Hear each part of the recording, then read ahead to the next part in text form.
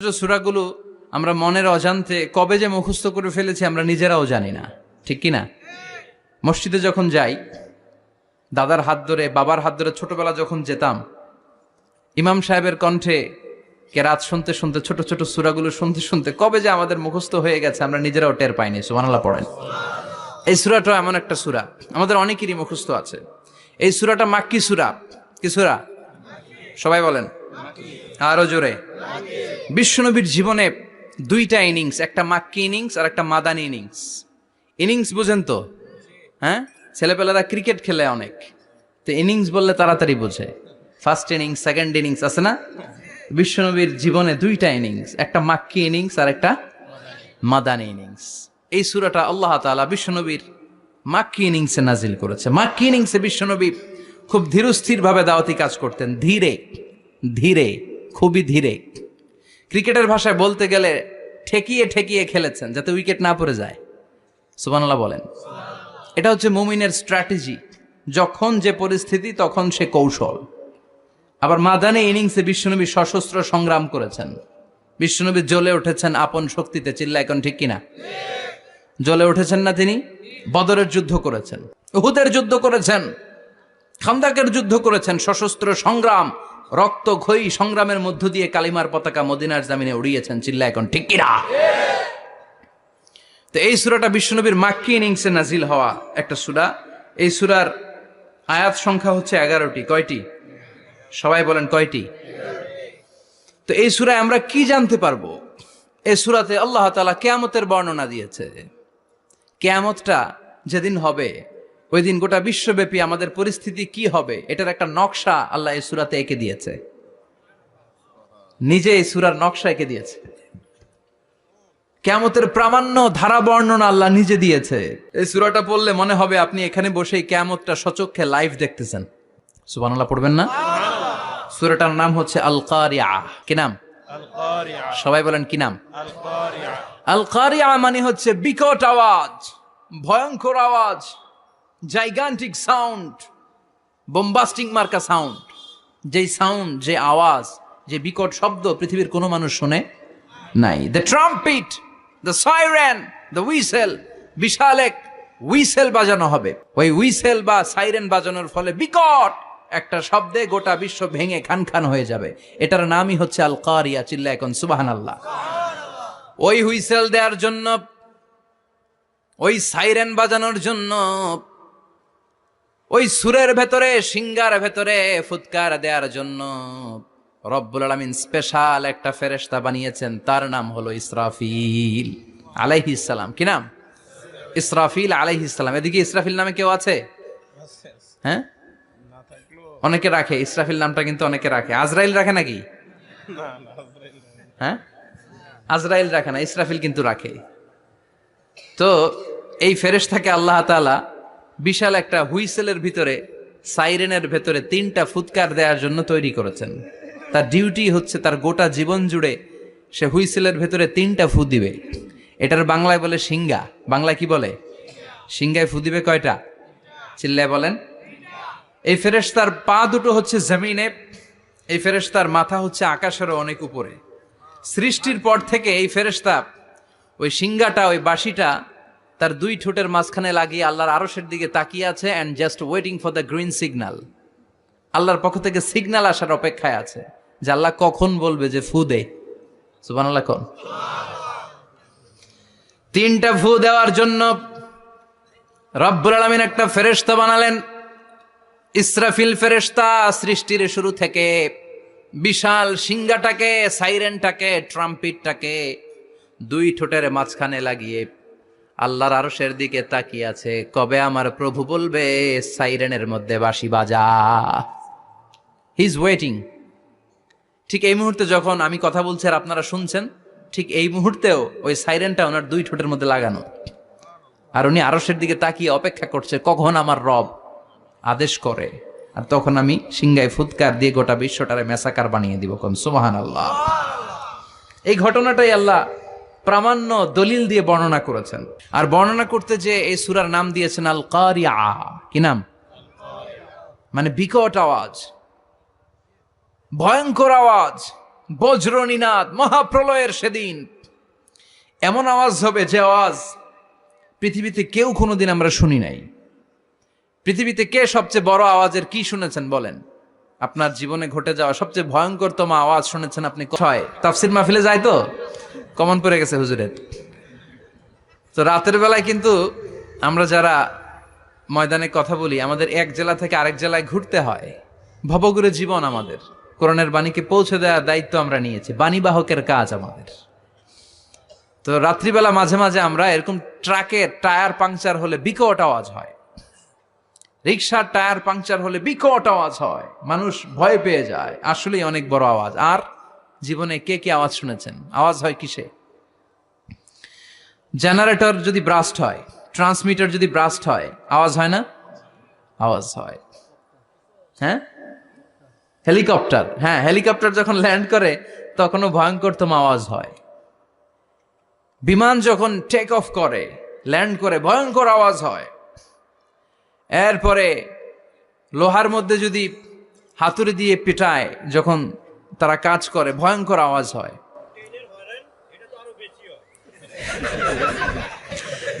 ট্রেনের যে হর্ন বাজায়, যে ট্রেন আসতেছে, মাঝখানে চমৎকার কথা বলেছেন, মাঝখানে ওই যে ক্রসিং থাকে, ক্রসিং আটকে দিয়ে একটা হুইসেল বাজায়, বিকট আওয়াজ হয়। আর এই তো বেরোচ্ছে। আর কি আছে এরকম আওয়াজ? কে কোথায় শুনছেন? হ্যাঁ, অ্যাক্সিডেন্টে আওয়াজ হয়, ভূমিকম্পেও মাঝে মাঝে ধপাস করে পড়ার আওয়াজ হয়।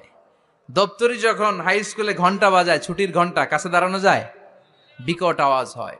আসলে এই পৃথিবীতে আমরা এক একজন এক এক সময় এক এক জায়গায় বিকট বিকট আওয়াজ শুনেছি। কিন্তু কিয়ামতের দিন ইসরাফিল যখন ওই সিংহার ভেতরে ফুৎকার দিবে, ওই ফুৎকারের যে আওয়াজটা হবে, এই আওয়াজটা কি এই আওয়াজগুলোর মতো? কথা বলেন। এর চেয়ে অনেক ভয়ঙ্করতম আওয়াজ, যে আওয়াজ শুনলে আপনার হৃদয় শিউরে উঠবে, কেঁপে উঠবে। এই আওয়াজটার নাম হচ্ছে আরবিতে আল কারিআ। কি নাম? চিল্লায় বলেন কি নাম? এজন্য আল্লাহ বললেন আল কারিআতু মাল কারিআতু ওয়া মা আদরাকা মাল কারিআ। সেদিনের আওয়াজটা হলো ভয়ঙ্কর আওয়াজ। ওই আওয়াজটার নাম আমি আল্লাহ দিয়েছি আল কারিআ। আল কারিআ মাল কারিআ ওয়া মা আদরাকা মাল কারিআ। তিনবার তিনি সূরার শুরুতে তিনবার এই শব্দটা উচ্চারণ করেছেন। কয়বার? কথা বলেন। তিনবার। যে কোনো জিনিস তিনবার যখন আমরা বলি, গুরুত্ব বোঝানোর জন্য বলি, বলি না?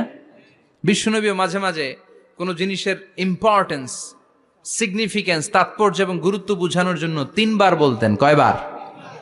একবার বিশ্বনবী তাকওয়া নিয়ে ওয়াজ করতেছিলেন, আর বলছিলেন আত-তাকওয়া হা হুনা, আত-তাকওয়া হা হুনা, আত-তাকওয়া হা হুনা, ওয়া ইউশিরু ইলা সাদরিহি সালাসা মাররাত। তাকওয়া এখানে, তাকওয়া এখানে, তাকওয়া এখানে বলে বিশ্বনবী উনার হৃদয়ের দিকে, কলবের দিকে তিনবার ইঙ্গিত করেছেন। কয়বার? তাকওয়া মানে কার ভয়? আল্লাহর ভয়। আল্লাহর ভয় নিয়ে যখন ওয়াজ করছিলেন, বিশ্বনবী বলছেন তাকওয়াটা এখানে, এখানে, এখানে। তেমনি মক্কাবাসীদের কাছে যখন সূরাতুল কারিআ নাজিল হয়েছে, মক্কার কাফির মুশরিকদের দৃষ্টি আকর্ষণের জন্য আল্লাহ তাআলা এই সূরার শুরুতে আল কারিয়া শব্দটা একবার নয়, দুইবার নয়, তিনবার উল্লেখ করেছেন। পড়েন সুবহানাল্লাহ।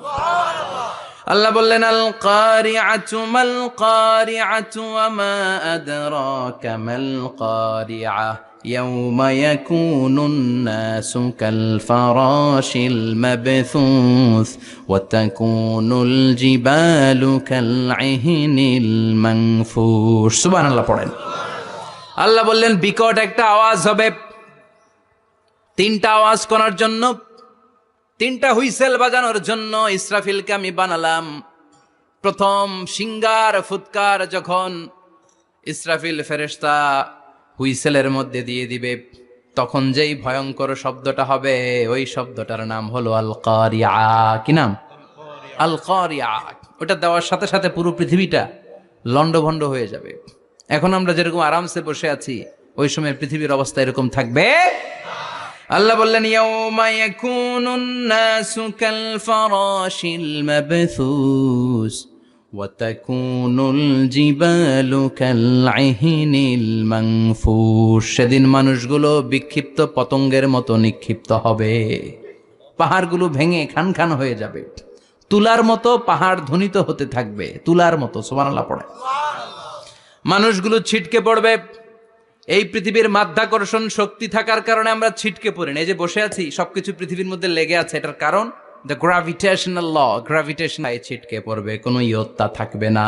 কাল ফারাশিল মাবথুস, মানুষগুলো বিক্ষিপ্ত পতঙ্গের মতো নিক্ষিপ্ত হবে। শীতকালে ছেলেপেলেরা গ্রামাঞ্চলে অনেক সময় র্যাকেট খেলে না, ব্যাডমিন্টন খেলে, দেখবেন ওই খেলার জন্য শীতকালে ক্ষেতের মাঝখানে বাঁশ গেড়ে দেয় আর বাঁশের মধ্যে লাইট লাগায়।